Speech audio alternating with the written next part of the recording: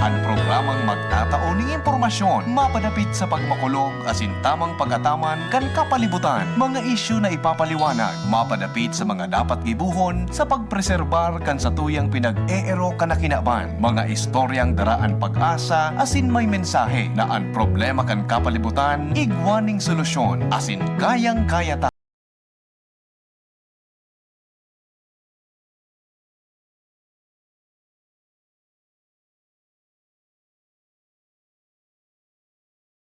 Kapalibutan, boses kan kapalibutan, ika, ako, asin kita gabos. Kaya niya to napakarahayon ang satuyang pinag-eerokan na luway-luway ng nadadanyaran. Kayang-kaya ta ini kung kita sarabay na magtatarabangan sa paagi kan pagdango kan boses kan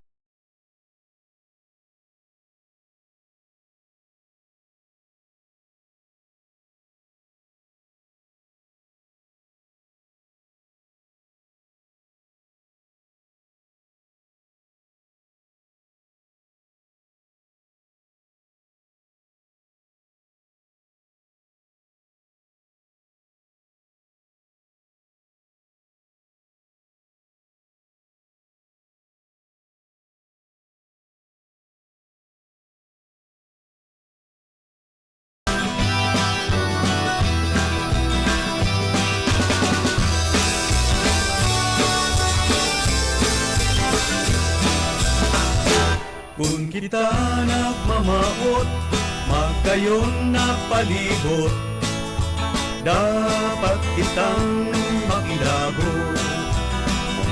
Para sa kauswagan, kan sa tuyang banwaan, kita gabos magtarabangan.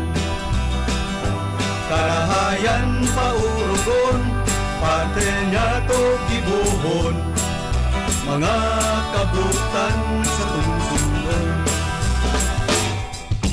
Pangapunan sa mga mamahan, makisumalo sa programang kaibuhan, para sa katoninungan asing kaginawahan. Pangapunan sa mamayong kanbanwaan, ibunan serbisyong tunay na ilalauman, na mapapaginabangan kan kadaklan.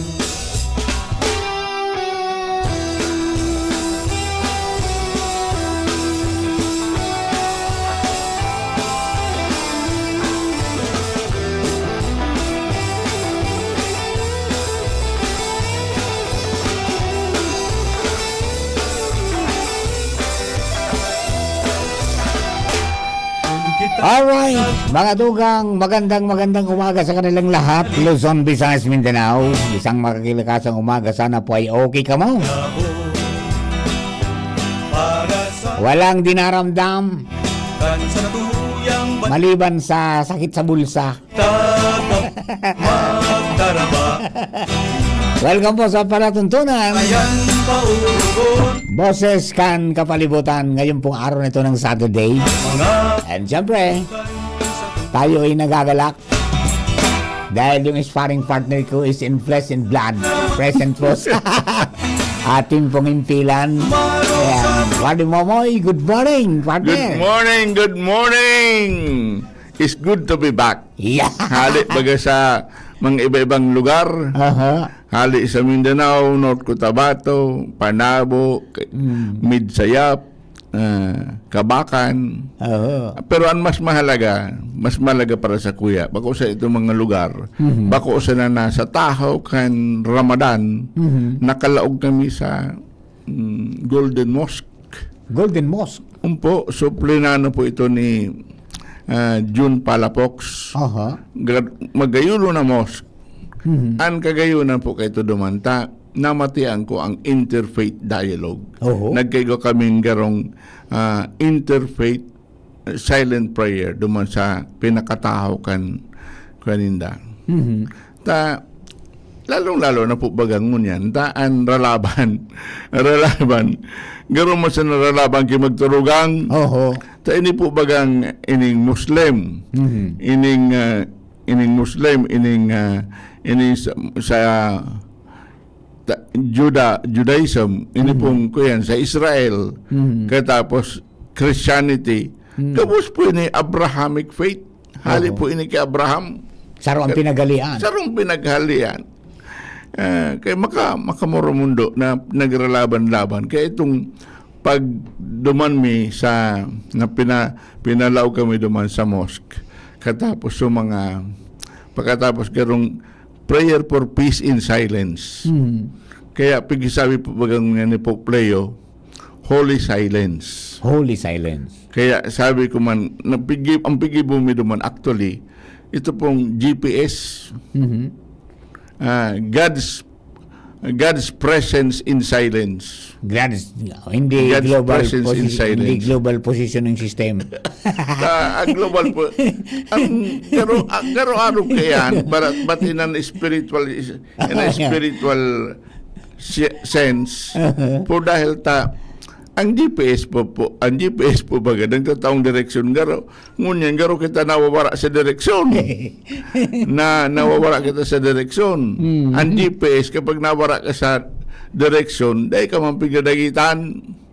Kundi sasabihan kang rerouting. Nakalampas ka ngayon. Nakalampos ka na. Kaya ngunyan garo pigsasabihan kita in silence kang kagurangan na. Let us go back. Go back to the way. Isa ang way, dahil iba kundi ang kagurangan. Kaya, iyo po ini na kumisan na kinakaipuan magre-routing po kita.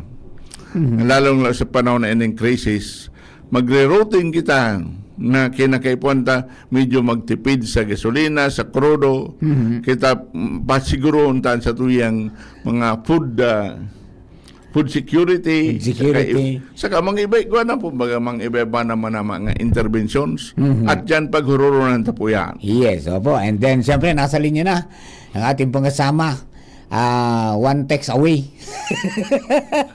Kahit nasaan siyang panig ng mundo, ating nagkaka-organize, Sir Larry Pasqua, of ano yan, PMCJ. Sir Larry, good morning. Magandang umaga po. Sadali, walang boses si Sir Larry. Yan. Ayan. Nagpapakinig po ng DCGD. Magandang umaga po sa inyo lahat. Ayan, siyempre, ang ating Very good. ang ating menro ng Daraga nandiyan din. Isang text away din ito. Sir Edwin, good morning.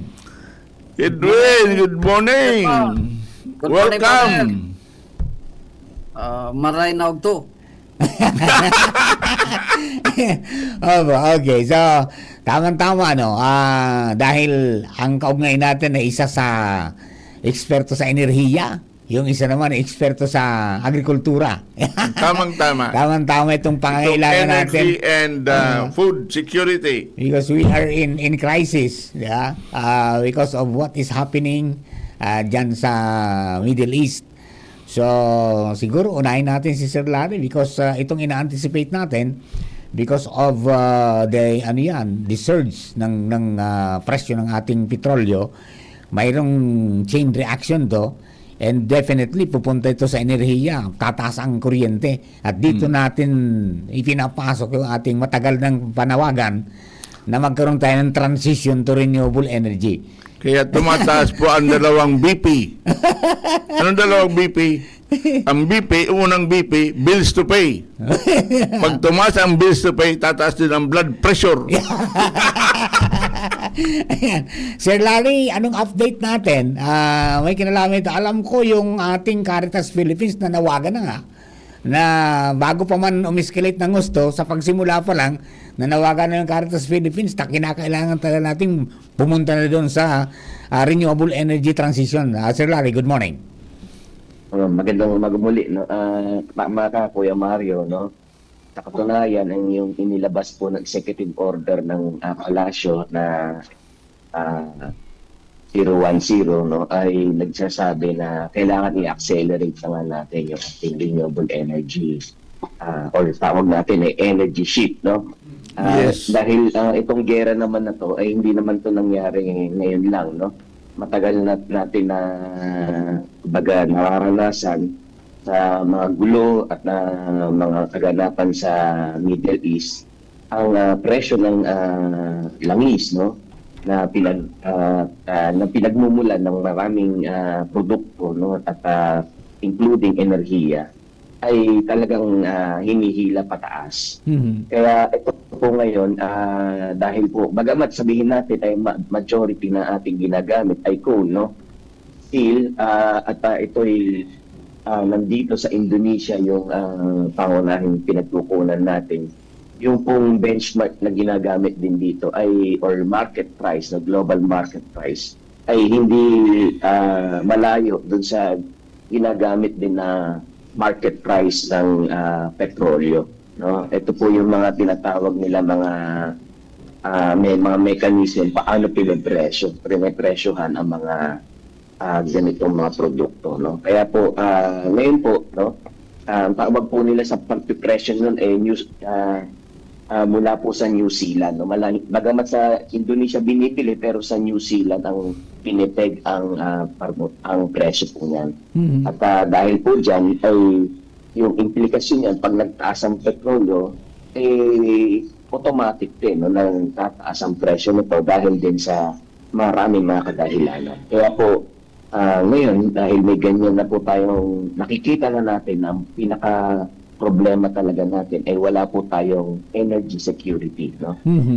Dahil po yung mga batas natin, halimbawa po yung oil deregulation law, yung IPIRA, lahat po yan ay hinahayaan lang natin sa tawag din natin ay yung market forces. So, sa ganitong sitwasyon, walang control ang gobyerno. Kaya ang ating ginagawa ay hindi natin matitiyak na kung magtatagal pa ang gera ay paano ang mga ating pasilidad, no? Halimbawa yung mga ospital na needs ng 24 hours energy. So on that note, kailangan talaga natin mas mabilisin yung energy shift at to secure yung ating development.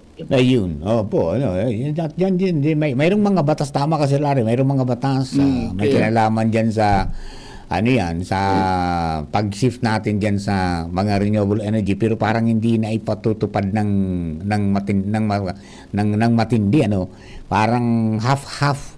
O baka 1/4 nga pa lang ang naipapatupad. Saka ipapatupad lang kung pabor sa kanila. Palaging naiipit yung mga maliliit. Okay. Sa ngayon, Sir Larry, Kung maalala nyo, kung Kuya Mario, maalala nyo, no, nung panahon din ng tatay ni President Bongbong Marcos, merong tinatawag na oil stabilization fund. No? Ito po yung pera na ginamit or pinangsasubsidize once na tumataas ang presyo ng mga petrol. Yung OPSF. Dito po sa Asia, no? Dito po sa Asia, sa East Asia po, tayo po yung may pinakamataas na impact, no, economic impact at surge ng presyo ng petrolyo. Sa Singapore, sa Taiwan, Thailand, most of them have they can subsidize, they can stabilize yung presyo ng petrolyo dahil po meron po sila mga sariling mga pinagkukunan domestically. Dito po sa atin, meron din tayong pagsisikap niyan, pero yun nga po, ibinenta rin natin. Yung halimbawa po, yung Philippine National Oil Corporation, kaya po yan ay pag-aari na yung Petron, no, na may nag-iisang refinery dito po sa ating bansa, yan ay pag-aari na ng San Miguel Corporation. Kaya we lost the opportunity yung mga ganitong pagkakataon. Kaya yan po yung mga pinapakita na yung mga policy natin, hindi pwedeng ang malaking bahagi nito ay sa negosyo. Hindi dapat ay kontrolado ng gobyerno. Ayun, okay. Apektado ang enerhiya, apektado ang ating transportasyon. Sir Edwin, sa bahagi ng agrikultura, ano ang impact nito sa ating mga kababayan? Morning, Sir Mar. Actually, alam natin yan na it doesn't only disrupt yung ating supply ng fuel, pero yung entire food chain, malaking epekto. Kasi yung product natin sa farming, influence din ng oil.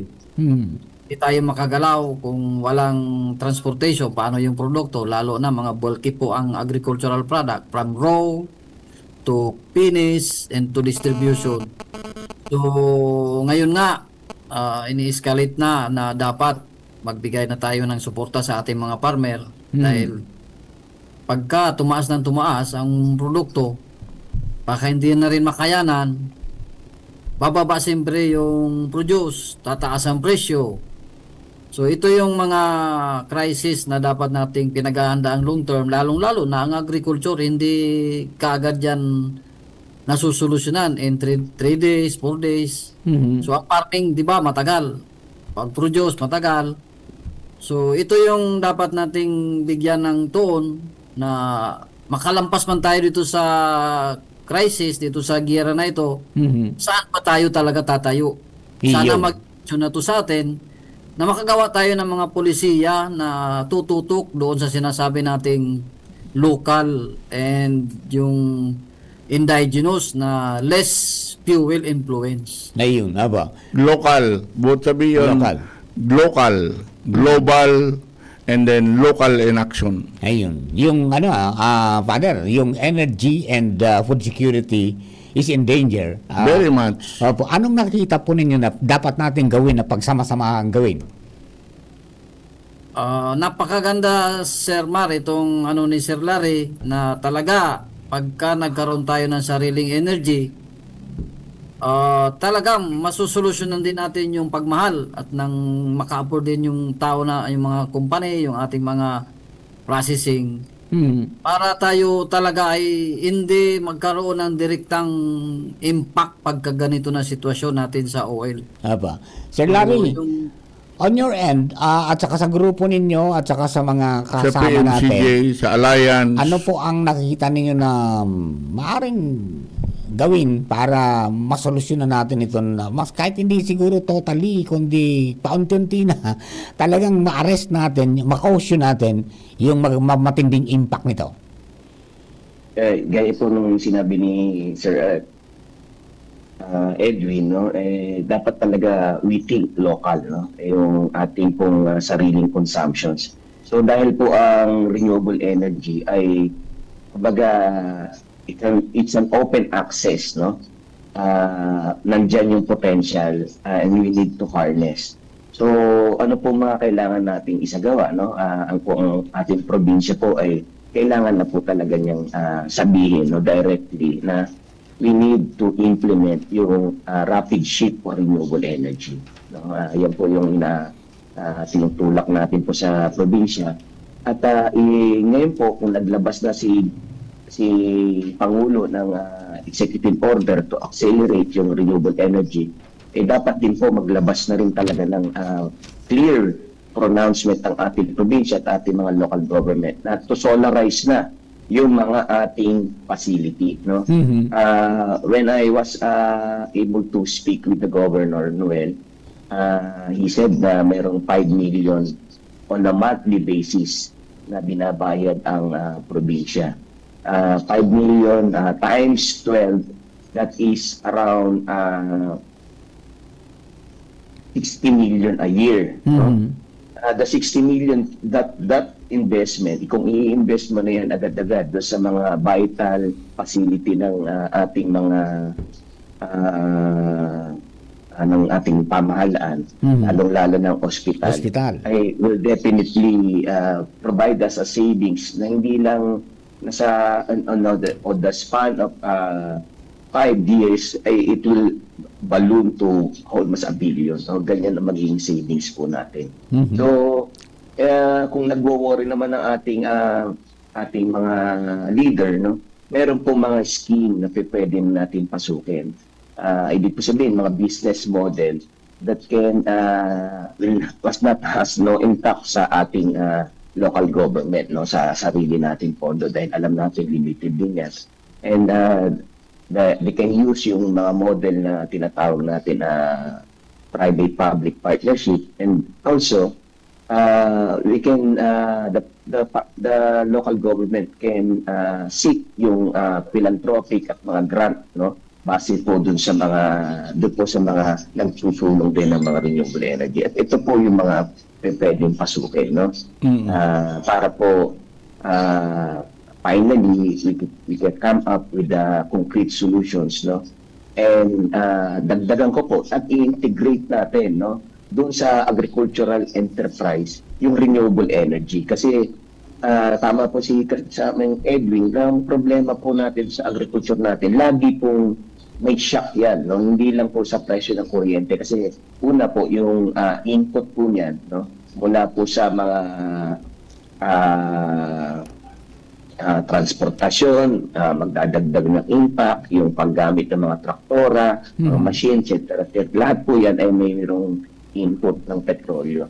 Pero po, kung i-integrate na po natin ang renewable at may malinaw na plano tayo, yung pong mga makinang ito can be transformed and into a renewable motors, no, or renewable energy technologies na mas mapapabilis yung ating produktibidad, no. Alam ko po, no, ang Department of Agriculture gumagamit na nga po sila ng mga drone para po i-contain yung mga pesticide, no? So that is one of the example na may mga renewable energy na pwedeng gawin.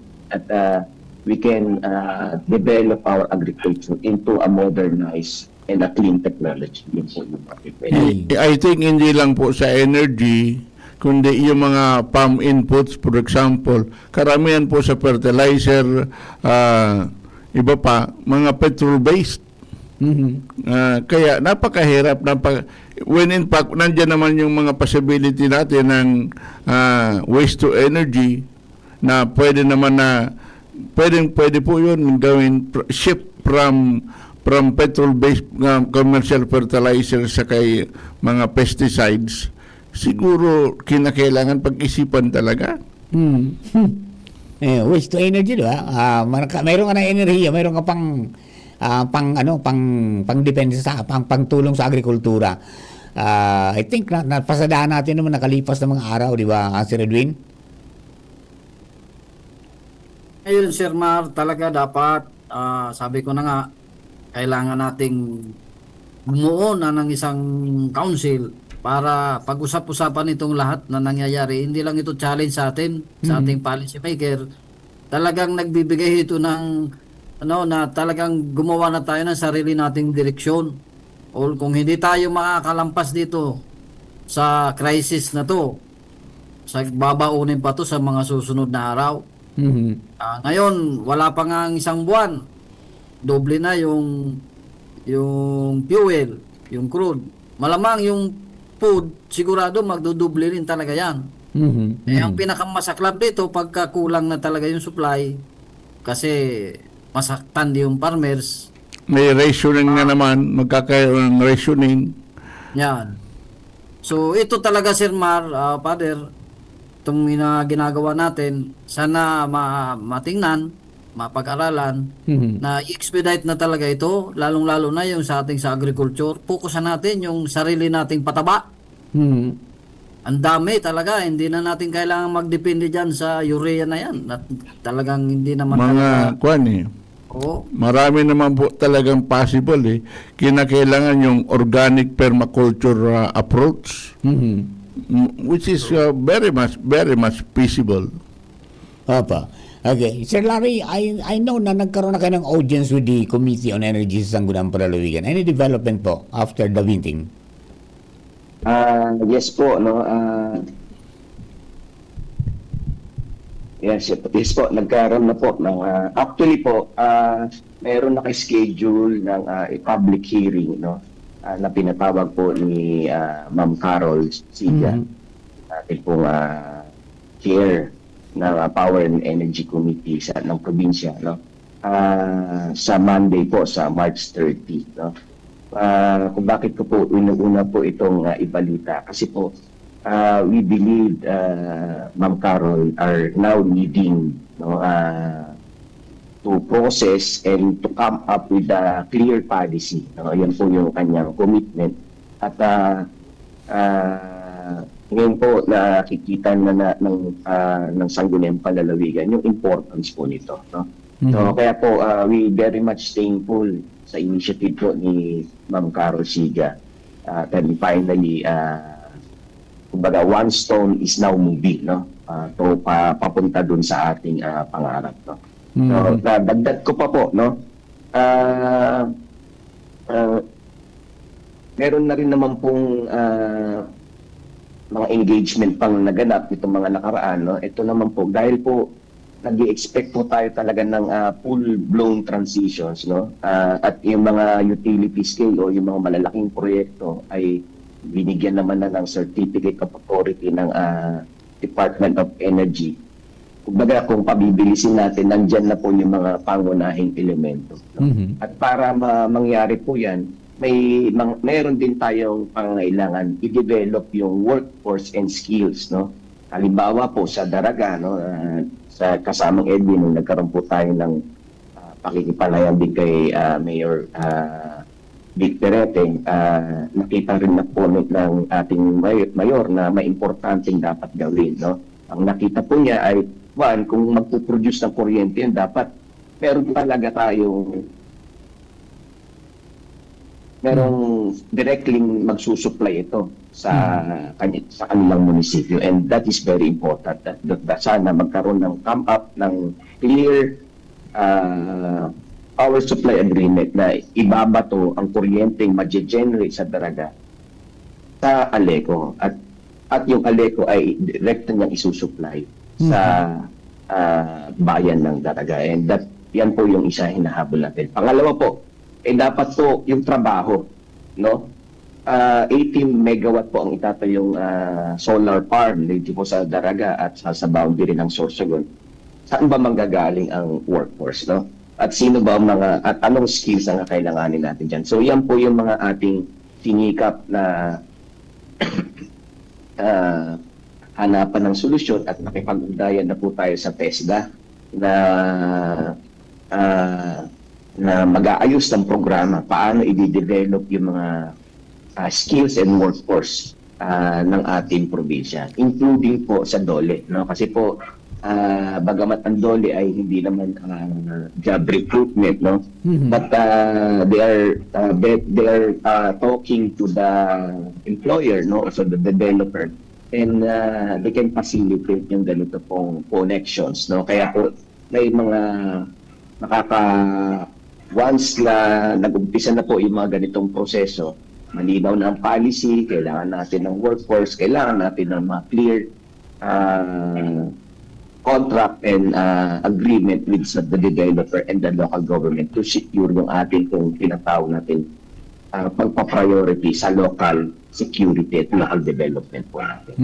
Saka diba nung Lunes, may kausap po tayo na isang bagaling yun na gustong ikasa natin yung training para magkaroon po tayo ng training of trainers para sa mga skilled workforce. Opo, Father Momoy. Isa po ay si Roman Balchuk, isa po siyang profesor sa Norwegian Institute for International Affairs, and siya po ang nagli-lead global coordinations ng workforce and skills development po. So, sila po rin ay isang NGO, no, na tumutulong po sa mga bansa na paano titiyakin na mag-provide po tayo ng sapat na mga manggagawa dito po sa tinatawag po natin transitions. At dahil po sa napag-alaman po natin, no, dito po sa Pilipinas, may isa o dalawa pa lang na universidad na may ganyang nagtuturo ng renewable energy engineering, no? Hindi pa po yan integrated sa ating curriculum. Curriculum. Ganun din po na pag-alaman din po natin sa ating probinsya, sa TESDA, no? Na meron ng program pero wala pong trainer, no? Kaya po nabanggit ni Father Momoy na kailangan natin mag-train ng trainer. Paano tayo makakapagturo kung walang magtuturo, no? Yun po yung napag-alaman natin. Kaya i-develop natin. No? Mayroon na po tayong pagsisimula na curriculum, may program po ang TESDA, at hahanapan po natin ng paano po yan magaganap, no? Paano po yan kumbaga, mapapatupad, no? Using yung connection po natin sa international work at yung ating pong linkages dito po sa ating mga gobyerno. Yun po. Kaya yan po talaga ang local approach. Global and at the same time action sa local. Saka tama po yung ginagawa ninyo, Larry, na ito sa PMCJ na at least ang lahat ng ito tinitingnan at kung paano makapag-connect tayo sa global and then dito sa local. Kasi kinakailangan empowering talaga eh. We cannot afford to be waiting. Hindi po tayo makapag-afford ng wala na po tayo masyadong panahon. So, kaya ito po, mas maganda po itong sana pag magtulong-tulong na po tayo dito. Iwaksi na muna ang mga iba-ibang problema, mga divide sa politika o kung ano pa, kahit sa religion, alisin na po muna yan. Pagtulong-tulungan po natin sapagkat nandiyan na ang napakalalim ng crisis na ito. Yeah po. Ayun, okay. Si Redwin, sa inyo, sa Daraga, maraming mariman sa mga farmers. Meron tayong mga nasa sektor ng transportasyon, especially tricycle drivers na na tinamaan na ng gusto dahil mataas na yung presyo ng gasolina. Parang mayroon kayong binubuong programa dyan para matulungan yung mga drivers natin at the same time yung agriculture natin. Ano ba yung Trisaka project ninyo? Last year, mga nakaging taon, Sir Mar, may program kami noon ni Sir Marlon, yung Trisaka, na parang tinuturoan din namin yung mga tricycle driver na mag backyard farming or mag containerized farming para at least yung free time nila makapag-produce sila ng sarili nilang pagkain na hindi na huhugutin doon sa pagpapasada nila. So ito yung mga iniisip natin na pwedeng gawin. Dati, maibalik, dito sa amin, sa opisina, sa Menro, nagkaroon kami ng plano na magpapatraining kami ng biogas, yung sa mga village type, yung mayroong capacity na gumagamit lang ng mga maliliit, yung mga kitchen waste, yung mga animal manure, yung mga ganon, na makapag-produce sila ng sarili nilang methane. So, dinagawa namin ng design, baka magkaroon kaming partner nito. Ilalatag natin ito sa mga stakeholder natin na pwede tayong mag-generate ng panggatong katulad ng LPG na galing sa basura. Biogas. Biogas digester, So, methane. sa plano natin. Pero kung yan, pambarangay. Pwede pang barangay, kung capacity ng isang barangay, pwede yung medyo may farm, may household, para hindi na pupunta sa disturbance sa environment, may utilize pa nila yung energy na makukuha. Parang itong si Junapulis, meron itong biodigester sa kanyang sa kanyang Origan. Maganda yun. Yan ang ginagatong niya doon sa kanya. Okay. Ano yan? Yan ang mga, bubuhayin nyo yan. Muli, sabi, Sir Larry. Sir Edwin? Opo, naka-pipeline na po na yung gusto nating ibalik yung mga ganong movement natin para sa community na it's high time na talagang masakit na sa bulsa ang petrolyo ngayon. Kung talagang pati LPG, bibilin mo pa katumbas na ng presyo ng isang sakong bigas, pwede ka naman gumawa. Mayroon tayong mga technology pwedeng i-adapt. Ayun, yan yung biogas yan, no? Pero ano yun, yung bang panay kalan Pinoy, yung gamit natin ay used oil, okay rin ba yun? Wala tayong basic research patungkol doon sa yung ginagamitan ng used oil. Used oil. Kasi di ba, used na yun. Pwede siguro gamitin sa ibang paraan ng pagkagatong, pero kung direkta sa pagkain, wala pang research na baka kung may toxic or ano bang pwede, kasi used na siya eh. So far, nagtanong tayo sa DENR patungkol dito, wala pa silang talagang eksaktong research. kung ito ba talaga ay pwede sa ating pagpiprepara ng pagkain. Pwede siguro sa iba, industrial use, pwede. Ayun, opo. Okay. Pare Mamoy, Kaya, manong ko duman sa waste to energy, ano ang, igwa na po kamong study kayan, na ito sa mga plastic, sa iba pang mga garbage, pwede man na to energy, to, ano po, igwa na po kamong study kayan. Actually, Father, nag-scale up na ngayon ang ating waste management system dahil talagang nag-spill na ngayon ang mga landfill, nag-overflowing na talaga, overwhelming na yung mga landfill natin. Base sa pag-aaral, and then yung recent meeting namin ng mga Menros, yung ating provincial government, nag-initiate na rin na mag-isip ng ibang teknolohiya, katulad nga nitong gasifier o itong thermal decomposition. Kami dito sa amin sa Daraga, kinausap ko ng ating mayor na mag-invest na tayo sa ibang paraan. Mayroon kaming mga partner, may mga partner kami dito na magtatayo ng mga molding, yung mga blocks, yung katulad sa pag-recycle ng mga plastic, sa upcycling. At saka yung talagang gusto na mangyari, yung probinsya, nag-recommend din sila nung yung total zero waste na, hindi na tayo sa landfill. So, yung basura, i-decompose through high heat. So, thermal decomposition ang tawag. Magiging residue na lang niya ay ash. parang pyrolysis yan, ano? Diba? Approve na ho ng ating council, ng board sa probinsya para makalampas na tayo dito sa landfill. Ano ang Kami naman residue dito nila? sa Anong Daraga. residue? Opo. Kami naman dito sa Daraga, sumusuporta doon. Actually, mayroon na kaming ini-scout na lote na pwedeng pagtayuan ng mga ganoong planta na magkakipag-partner sa amin. Ayun, opo. Okay. Maganda ang mga initiatives na yan na itong kinakailangan talaga itong crisis na ito, all sectors and then all stakeholders. Kamus bang kita stakeholders kayo niya? Kaya magayon po talaga kung sana magkaigwa kitang sa pagtiripon o kung kaya na mga iba-ibang ahensya pa, ano, kanya-kanya. Ano daw kung pagtarag ni unti ni connect the dots, i-connect inyo, ano daw ang possibility kayo ni? At least ang PMCJ, nandiyan na, pumapasok na dyan, lalong-lalo na sa Lunes, March 30, kay sino bang kausap natin sa probinsya? Board member Carol? Si Board member Carol. Board member Carol Siga po. Carol Siga. Ayan. Siya, chairman ng Committee on Energy. Sanggo niyan.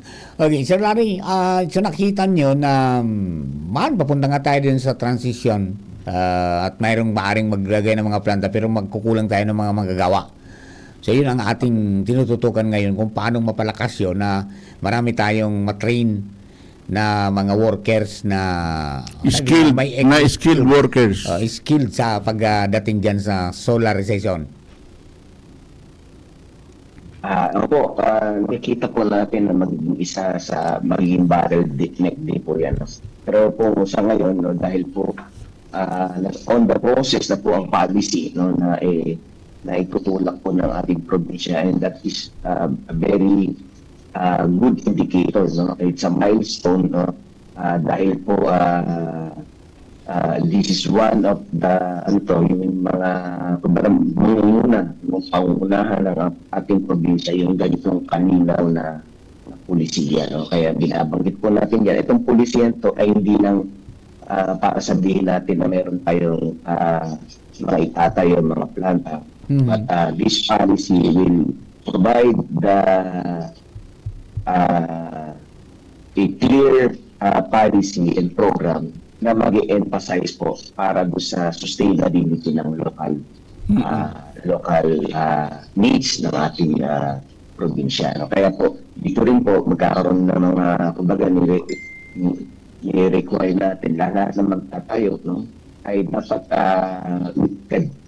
could come up a power supply agreement sa ating ALECO.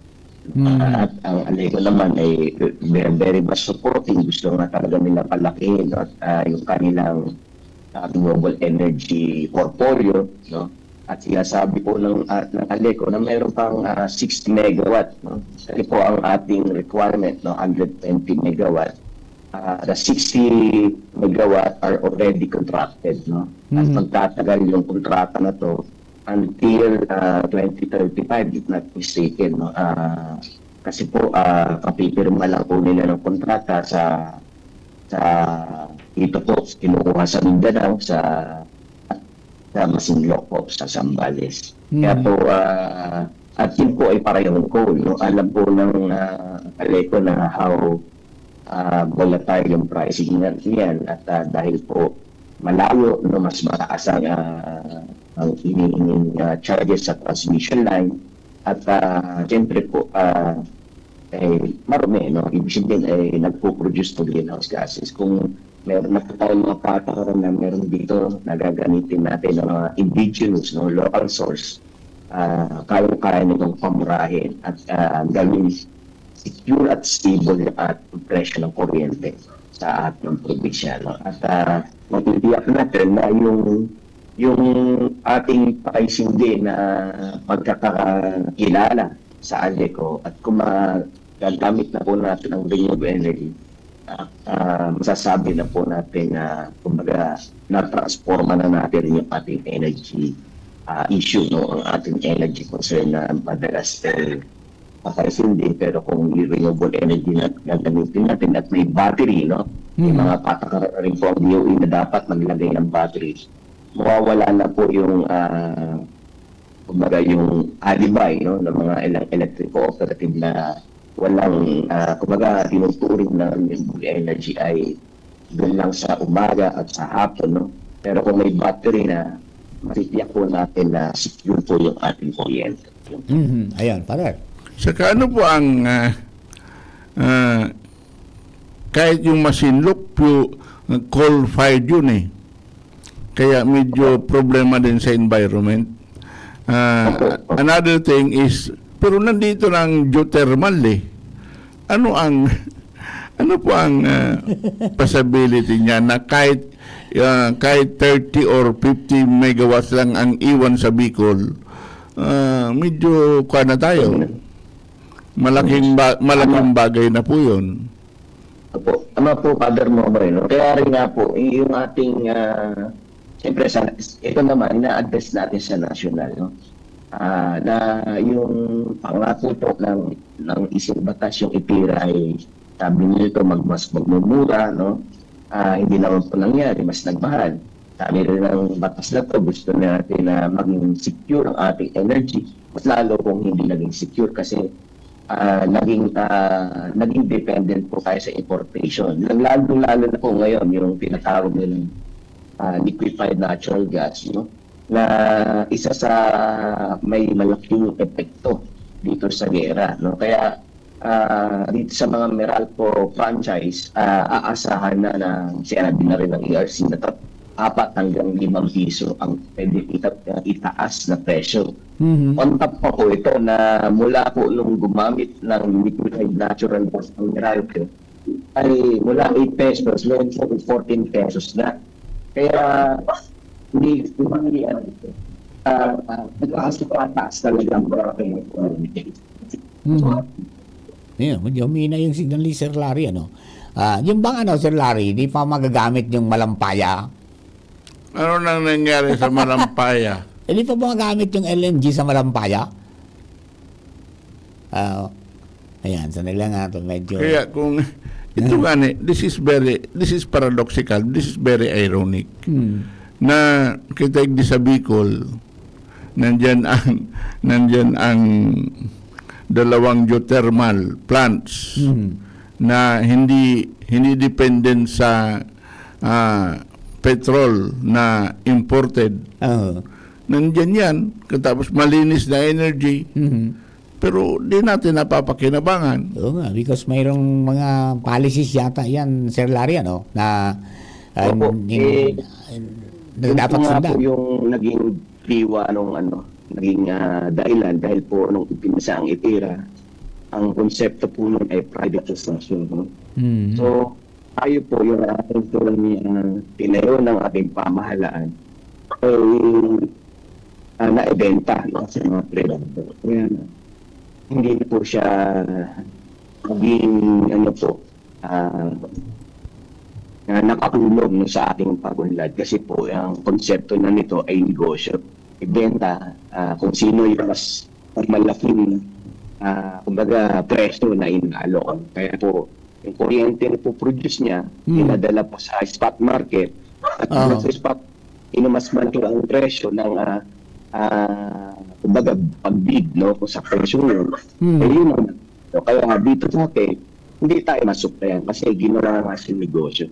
May yun. Kung ano, parang di nga tayo mabigyan ng preferential rate man lamang. Di ba? Opo. Ito po talaga ang nakakalungkot. Kaya kinakailangan, kaya itong problemang ito, itong crisis na ito, hindi lang po ito economic, kundi political, and most of all, moral. Ayun. Kaya napakahirap na tingnan na palagi na lang profit motive ang tinitingnan natin dito. Paano pa yung mga tao? Paano yung principle na parents patria? Na kung saan nagmumula ang source, ang resource nito kung saan nagmumula, hindi man lamang na benepisyuhan. Ano yan? May mga movement ba, Sir Larry, to repeal the IPIRA law?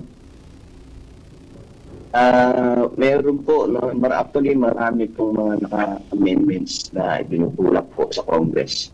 Pero hindi pa po umaabot doon sa discussion na kailangan na ba talaga natin ibalik, no? At muli ang ating national government ang mga siwa ng energy infrastructure ng mga bansa. No? Kung hindi lang mga power plant ang pag-aari naman dati ng gobyerno, no? Maging ang transmission line, di ba?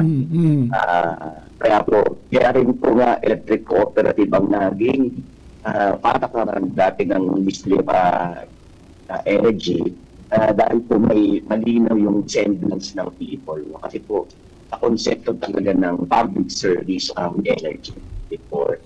So, pero dahil nga sa IPIRA, yung konsepto ngayon, no, na may malaking papel ang national government ay na-transforma at napunta dito sa mga privado dahil po dito sa batas na ito. Nako, mga batas na umiipin na nagpapahirap sa atin, di ba? Yung old deregulation law, matagal na rin inilalaban na i-repeal, di pa rin magawa-gawa. Kasi ito na naman yung IPIRA law.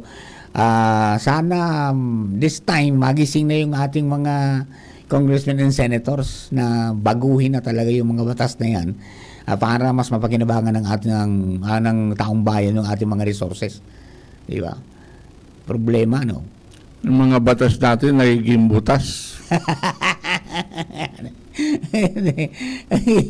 Ayun, Sir Larry. Pero magdagdag po ako, Father Mamoy, no? Kaya po natin po sinusulo sa local government yung mga ganitong mga initiative. Kasi hindi pa natin magawa na totally sa national tayo magtulak ng maganitong reforma. Pero sa local po, ano po meron, no? Kaya bakit po natin tayo nagbibigay ng malaking importansya dito. No? Sa local government po, very clear po na sinasabi po sa Section 16 at the local government can facilitate yung development enterprise ng kanyang locality. At dahil nga po yung enerhiya ay isang malaking enterprise, the local government can has a power, no, na i-facilitate ang ganitong mga patakaran para po makapagkama po din siya ng sarili niyang pag-manage and control ng mga facility. Yan po yung mga pwede nangyari. Kaya po, kung magtatayo po tayo, halimbawa po, sabi ko po, kung maglalagay na po ng mga solar PV ang ating mga local government, yung binabayad po natin sa electric masisave na po yun. Pwede pong gamitin din sa another public service. Yan po yung pwede. Kung sumusobra naman po, pwede ibenta sa ANECO yung kanilang na-generate, no? Kung mapapatupad na ang net metering sa ating probinsya. Yan po yung mga pwede. At yan po ay magiging sustainable. Hindi na po yung pondo ng ating local government na malaking bahagi ay napupunta dito sa mga pagbabayad ng mga utilities, no? Ay they can have the power na i-save at i-allocate sa mga public service na mas importante. Ayun. Aba. Pareho mo, mayroon ka pang concern kay Sir Larry bago natin bitawan si Sir Larry? Yun ang kaya kinakailangan i-summarize lang natin itong energy. Ang usapin ng energy ay hindi lang po economic, cultural, but most especially local, most especially moral. At mahirap natin abutin ang Congress o kung national legislative reform. Kaya maganda yung pinupunto nyo po, Larry, na dito muna tayo sa local. Dito po muna tayo sa local, sa LGU. And then, actually, hindi lang po ito. May mga LGU din na gumagamit na ng solar. Pero I think hindi lang solar ang kinakailangan, hindi lang paggamit ng solar, kundi how do we democratize this? Paano natin ito ma-democratize na wherein ang mga tao makakinabang nito, mapakinabangan ang ito. Kagaya ng sa mga barangay, katapos yung sinasabi mo rin po na ano po ang possibility ng ating mga government offices, katapos mga hospitals, sana masolarize yan. Katapos yung mga parokya, and then yung lalong-lalo na po sa isla, lalong-lalo na po sa island, paano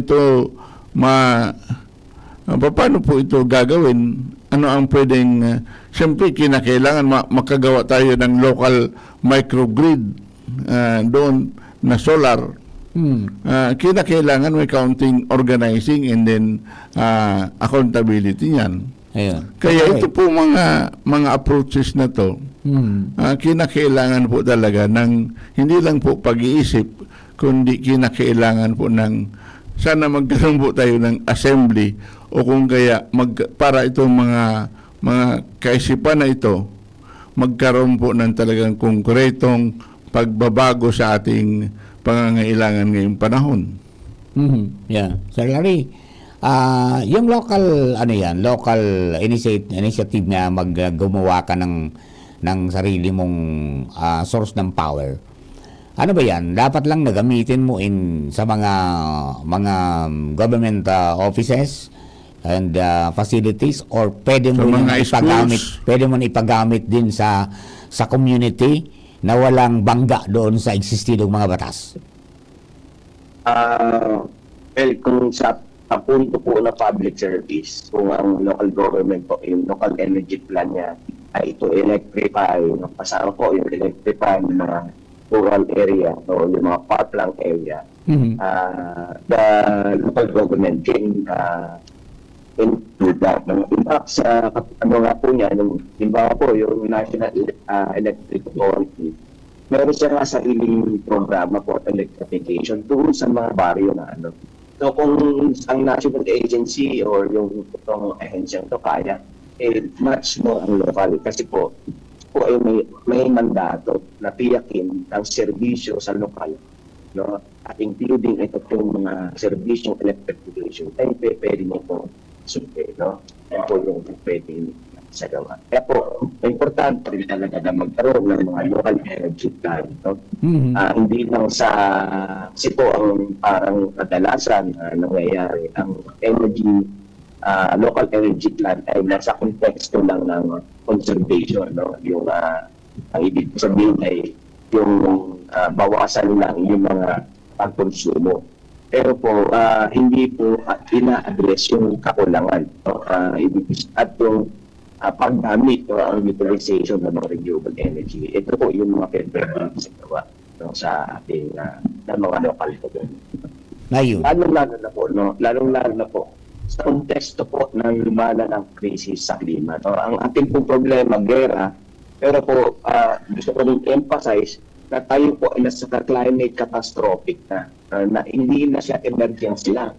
Kasi pinapakita na po ng ating karanasan ngayon na yung bagyo noong 2024, 4 na bagyo ang sunod-sunod na pumasok. Nitong 2025 ay 5 bagyo na sunod-sunod na pumasok. No? At ang ibig na sabihin yun po, yung mga extreme weather events, no? Kaya po nasa level ng climate catastrophic na po tayo mararanasan dahil mas mag-i-intensify. Yun po, sinabi na rin po ng Weather Bureau po natin ang pagtasa na yung tatama, yung pinakasabi nila ay pinakamalalang heat wave na magaganap, no?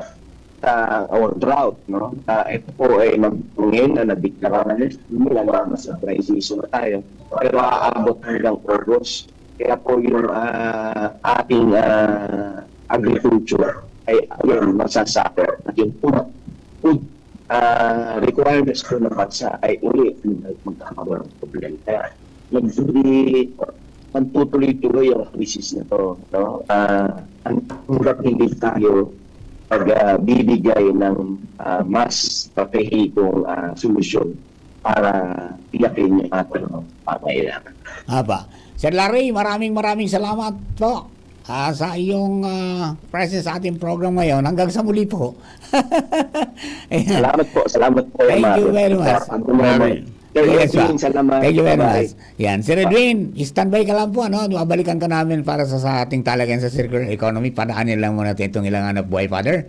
And oras natin at ang mga bareta pong sa idunadang o gatod sa indo kan mga binasunod. Ang mga baretang ini hatod sa indo kan mga binasunod. Artrisin Joint Supplement. Bumabagal ang galaw dahil sa joint pain at arthritis. Mag-Artrisin. Liver Aid Silimarine Capsule. Ang good drinks at good food, perfect combo. Isama pa ang Liver Aid. It's liver lover, boys! Mega One. Ang Mega One ay may 21 sangkap para matulungan ka sa iba't ibang karamdaman tulad ng diabetes, high blood, stroke, arthritis, kidney failure, cancer, viruses, at iba pa. Tumawag kay Doc Joey Bitito sa 0998-975-8121 or 0917-853-8933. Ang oras hatod sa Indokang Liver Aid Silimarine Capsule. Ang good drinks at good food, perfect combo. Isama pa ang Liver Aid. It's liver lover, boys! Artrisin Joint Supplement. Bumabagal ang galaw dahil sa joint pain at arthritis. Mag-Artrisin. Bulan na ning Marso, panahon na naman ng mga kasulo. Uya ang mga importanteng tips para makaligay sa kasulo. Irayo ang lampara o kandila sa mga kurtina.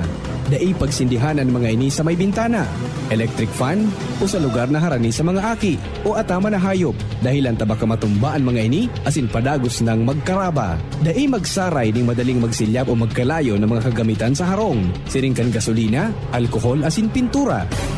Ang fire prevention tips hatod sa indo kan mga minasunod na sponsors. Ravvax Anti-Rabies Center, Picolandia Pickleball Court Daraga, Mayon Treats Food Products Pasalubong Center, iSmile Dental Clinic, Dr. Rene Magallanes, City Councilor Alexander Howe, Mabel Fashion Unlimited, City Councilor Lawrence Beltran, Genecom Institute of Science and Technology, City Councilor Renato Valladolid, J2K Manpower and Allied Services, Legazpi Tire Depot, and Trading Corporation, Bridgestone, Legazpi City, Advertising and Elite Printing Press Incorporated, Twin J3 Sales and Marketing Corporation Legazpi, The Apple Peach House, Rockport Cottage Resto Bar and Catering Services, Barangay Kapitan Ben Rosin of Taisan, Barangay Kagawad Roderick Madronio, Bong Bulawan, Darwin Guapo, Daraga Home Depot. Realize true comfort and relaxation at Dorotea Resort and Spa, a perfect venue for family outings, couple retreats, and various functions such as weddings, birthday parties, corporate seminars, and conferences. Dorotea Resort and Spa. We have backpackers rooms, standard rooms, deluxe, suite, and a penthouse. Also, relax and rejuvenate with our spas and invigorating treatments, services, and facilities. Dorotea Resort and Spa, Kahugutan, Bakakay, Albay. For reservation, contact us at 0917-777-5734. Find us on Facebook, Dorotea Resort and Spa. Relax, rejuvenate, and enjoy. Only here at Dorotea Resort and Spa. Ubo ng anak, nakababahala, baka plema. Para dyan, Plemex for Kids ang pambato ko. Ang Plemex for Kids ay gawa sa lagundi. Tinutunaw at pinalalabas ang plema. Ginhawa para sa bata, peace of mind para kay mommy. Camille Prats Yambao po, nagfi-flex for Plemex. Pambatang lagundi, Plemex! Vitex Segundo L is the generic name of Plemex for kids. If symptoms persist, consult your doctor. Mommies, agapan agad ang ubo at plemang nakabara. Pambatang lagundi, Plemex! Attention, all fashion enthusiasts and soon-to-be brides and grooms. Are you looking for that perfect ensemble for your special day? Mabel is your one-stop shop for all your fashion needs. At Mabel Fashion Unlimited, we have it all, from breathtaking bridal gowns to stylish suits, debutante gowns that will make you feel like a princess, and elegant cocktail dresses and ball gowns. We also offer barongs and stunning Filipiñanas. Visit our branches in Cabangan, Legazpi City, right in front of Bangko Sentral ng Pilipinas. Pacific Mall, Legazpi branch on the second floor level. Our Pidoran branch at Zone 3, Pidoran Albay. And at Hamoralin Street, Barangay Burabud, Sorsogon City. Call us now at 0943-132-5146 or follow us on Facebook. Mabel, where dreams come true. Discover the exciting pickleball court in Daraga, Albay. Join us for games and fun. New additional schedule starting March 2026. Open play every Saturdays 9 p.m. to 12 midnight for only 200 pesos per head. Free use of equipment. Bicollandia Pickleball Court, Daraga. Inclusive and friendly environment. 1960 Regidor Street, Barangay Binitayan, Daraga, Albay. For inquiries, call or text 0993-760-4420. Hashtag Pickleball. Hashtag Albay. Hashtag Ecolandia. Kung ikaw ay edad 50 pataas katulad ko, may mataas na ang risk ng panlalabo ng paningin. Mas challenging ang pang-araw-araw na gawain tulad ng pagbabasa, pagsusulat, at pagmamaneho. Ang Optin ay may lutin na maaari makatulong sa kalusugan ng mata, nilalabanan ang epekto ng glaucoma, macular degeneration at katarata. Kitang-kita ang kalusugan. Mabibili ang Optin sa mga pangunahing butika nationwide. Mahalaga ang paalala, ang Optin ay hindi gamot at hindi dapat gamitin panggamot sa anumang uri ng sakit. Bakunang alat, serbisyong dapat, sa presyong abot kaya at matapat. Lahat ng yan, nasa Rabvax. Nakagat o nakalmot ka ba? Huwag mag-alala. Rabvax Animal Bite Center ang inyong kaagapay para sa pinagkakatiwalaan, mura, ligtas at siguradong proteksyon laban sa rabies. Bukas po kami 8 a.m. to 5 p.m. mula Lunes hanggang Sabado, 8 a.m. to 12 noon naman every Sunday. And on holiday, pwedeng-pwede pati walk-in. Ang aming mga branches, Rabvax Legazpi, R&R Suite, Sagmin, Legazpi City, near Aleco, Rabvax Ligao, in Barangay Tuburan, Ligao City, Rabvax Tabaco, beside Siga Hospital, Rabvax Iriga, in front of USAN Iriga, Rabvax Irusin Sorsogon, malapit sa Irusin District Hospital. And now open, Rabvax Masbate, along Municipal Road, Barangay Kalipay, Masbate City, Rabvax Pilar, Rabvax Castilla, Rabvax Piudaran, and Rabvax Cubao Metro Manila. Like us on Facebook. Maging bakunado at protektado. Piliin ang alagang Rabvax. Abangan sa Radyo DZGB ang programang Usapang Consumer at Negosyo. Programang magtataunin kasimbagan sa saindong mga kahapotan tungkol sa pagninegosyo. Magdadara nin kadagdagang impormasyon mapadapit sa mga diretsyon nin mga konsumidor, asin mga giya kung paano maging mga responsableng parabakan. Usapang Consumer at Negosyo.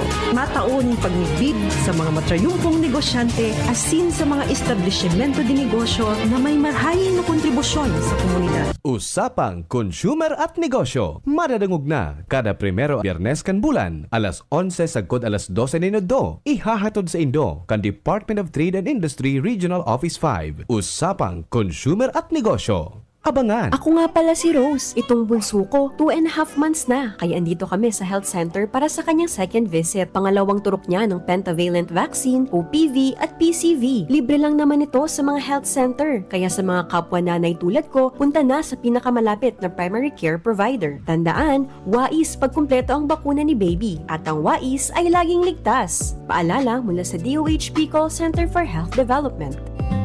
Alam niyo bang may Liverade Pro? Liverade pero Pro. Silima rin na. Multivitamins pa. Ang Liverade Pro ay hepatic protector. With proper diet and exercise, it may help maintain liver health. What's more, ang Liverade Pro ay maaari ding makatulong sa treatment ng chronic inflammatory conditions tulad ng fatty liver. Remember, Liverade Pro. Liver up na tayo. Liverade Pro. Mabibili ang Liverade Pro sa lahat ng leading drugstores nationwide. Slimmering plus multivitamins is a generic name of Liverade Pro. If symptoms persist, consult your doctor. Proteksyon at tulong sa atay, Liverade Pro. May Slimmering, may multivitamins pa. Liver up na tayo with Liverade Pro. Coronavirus ba ang hadlang sa pag-aaral ninyo?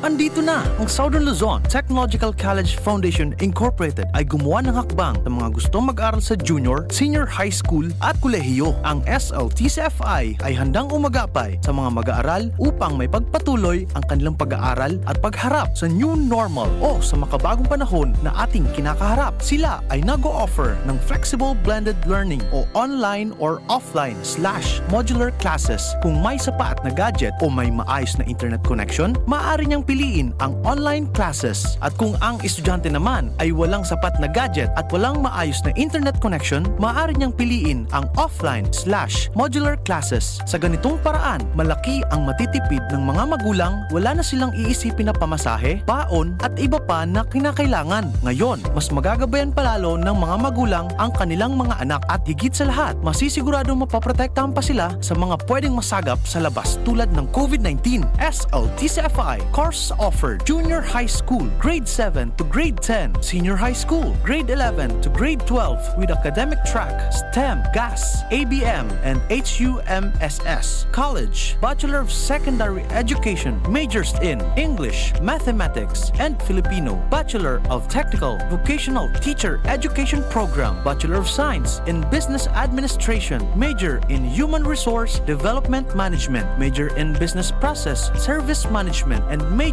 in Financial Management, Bachelor of Tourism Management, Bachelor of Science in Computer Science, Bachelor of Science in Information System, Associate in Computer Technology. What are you waiting for? Enroll now in our online registration. Visit www.sltcfi.com/ENROL. And for more information, please contact us at 0977-147-3488. Basta SL, wow! Bakunang angat, serbisyong dapat. Sa presyong abot kaya at matapat. Lahat ng yan, nasa Rabvax. Nakagat o nakalmot ka ba? Huwag mag-alala. Rabvax Animal Bite Center ang inyong kaagapay para sa pinagkakatiwalaan, mura, ligtas at siguradong proteksyon laban sa rabies. Bukas po kami 8 a.m. to 5 p.m. mula Lunes hanggang Sabado, 8 a.m. to 12 noon naman every Sunday. And on holiday, pwedeng-pwede pati walk-in. Ang aming mga branches, Rabvax Legazpi, R&R Suites, Sagmin, Legazpi City, near Aleco. Rabvax Ligao, in Barangay Tuburan, Ligao City. Rabvax Tabaco, beside Siga Hospital. Rabvax Iriga, in front of Yusan Iriga. Rabvax Irusin Sorsogon, malapit sa Irusin District Hospital. And now open, Rabvax Masbate, along Municipal Road, Barangay Kalipay, Masbate City. Rabvax Pilar, Rabvax Castilla, Rabvax Piuduran, and Rabvax Cubao Metro Manila. Like us on Facebook. Maging bakunado at protektado. Piliin ang alagang Rabvax.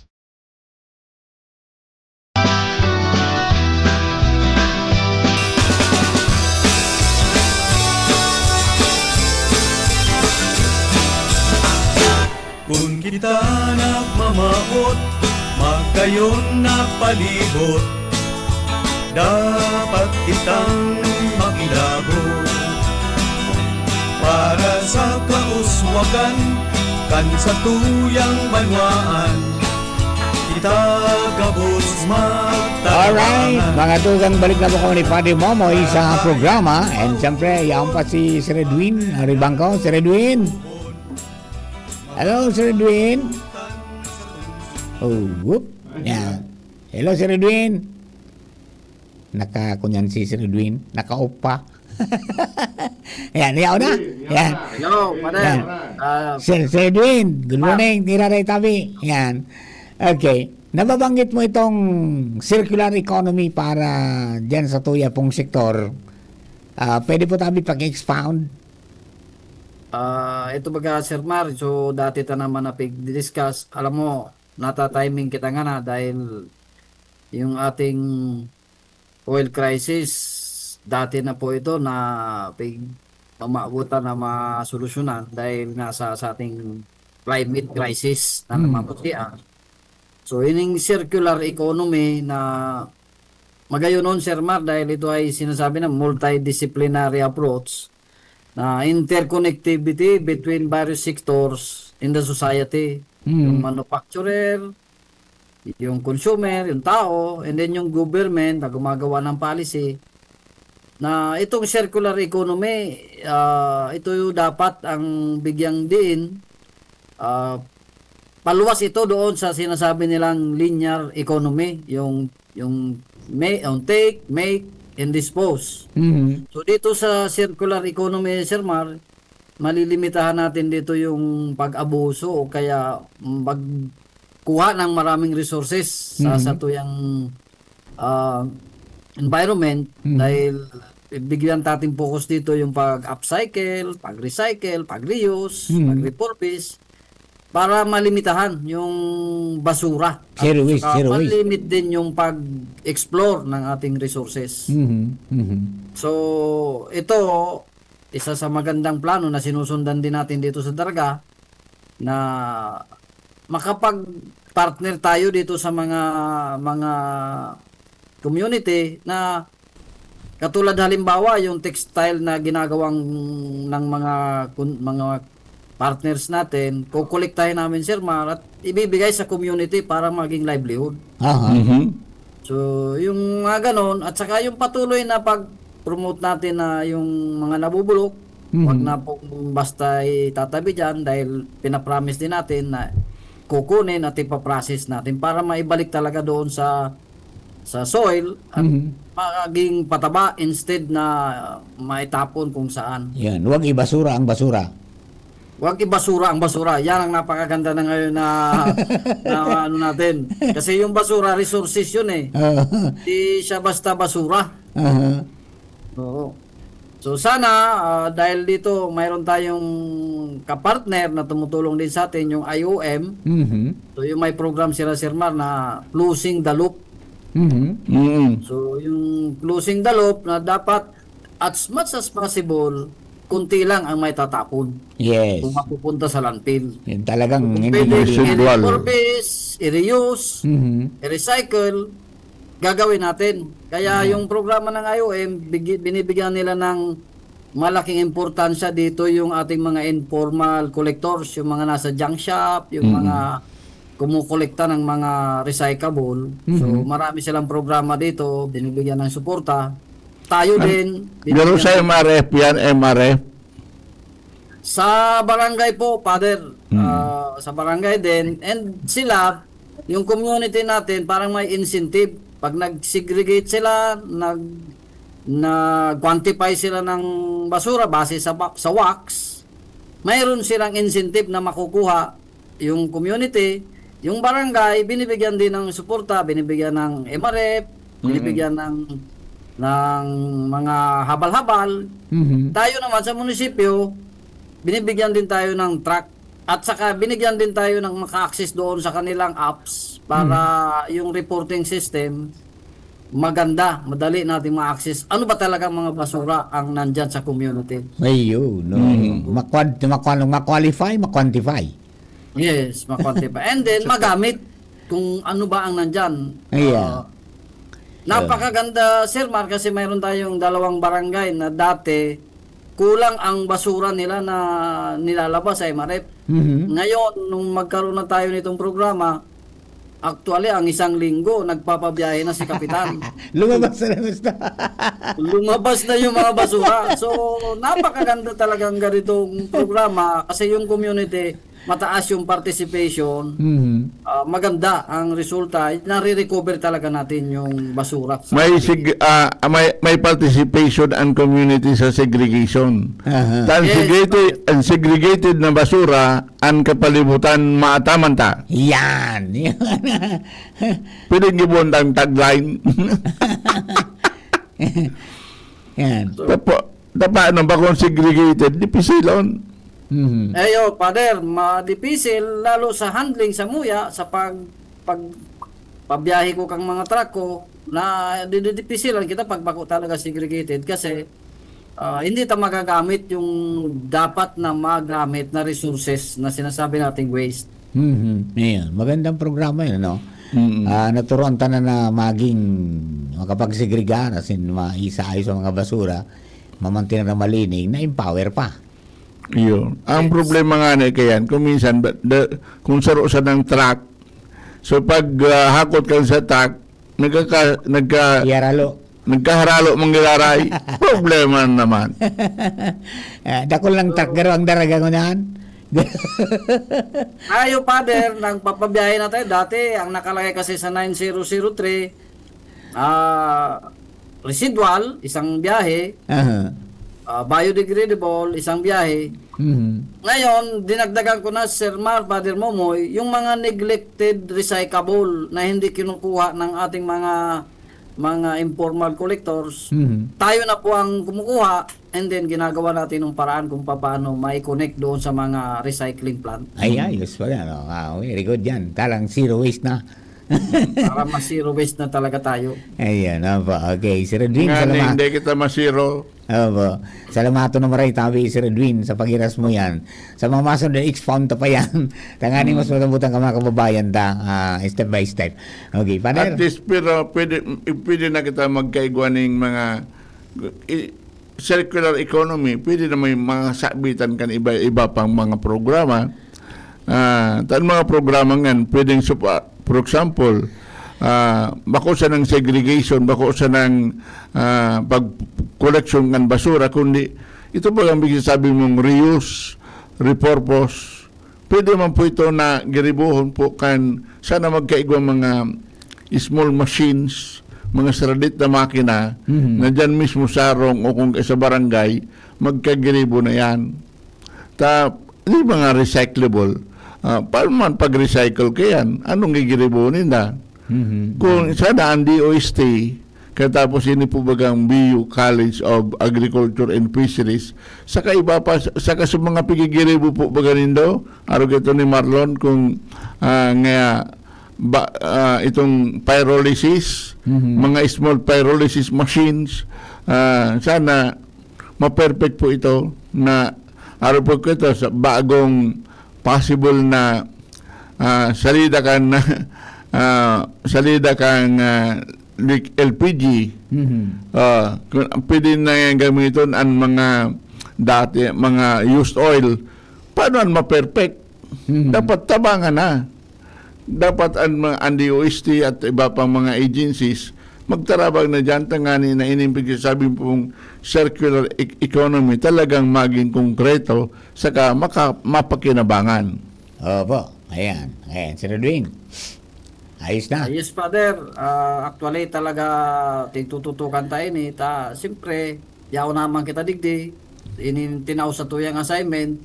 So ako na mga ni Father dito sa DCGB dahil tatawang kita ng pagkakataon na madali tang maihiras ang sa tuyang mga gustong ipaabot na mga datos, mga programa.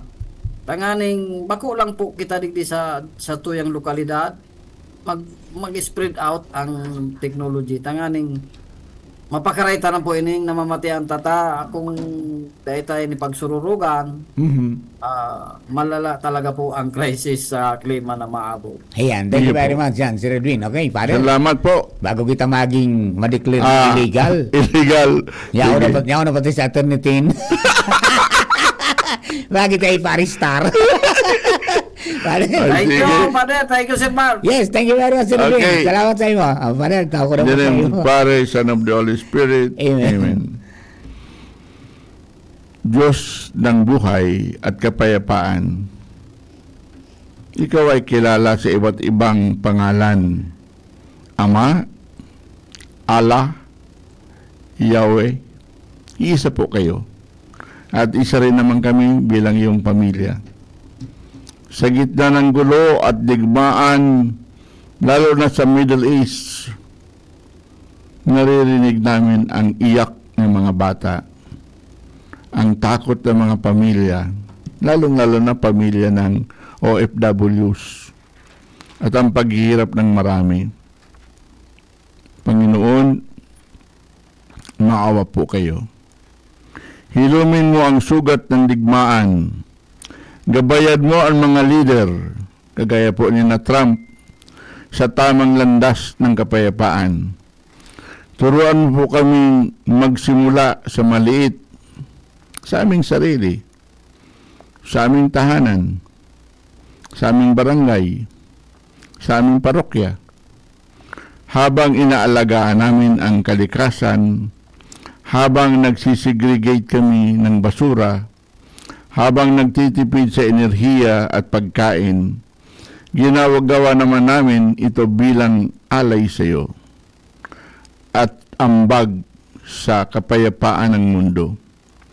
Tulungan mo kaming mabuhay ng simple, living simple, at magmalasakit sa aming common home. Hinihinga mo ang buhay namin, sa bawat paghinga, kapayapaan, sa bawat pagbuga, pag-asa.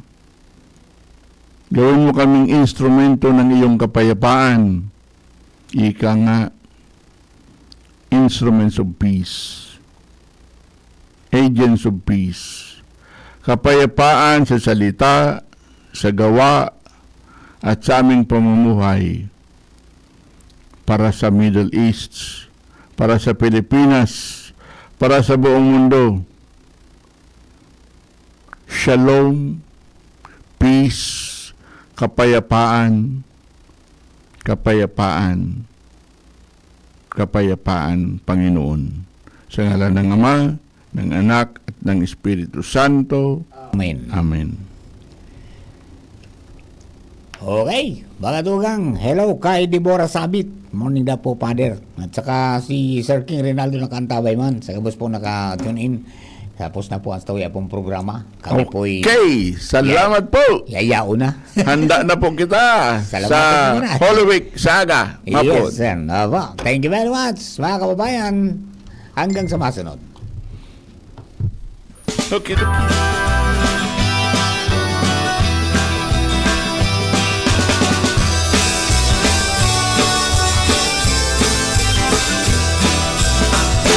Kung kita nagmamaot, magkayon na palibot, dapat kitang makilabot.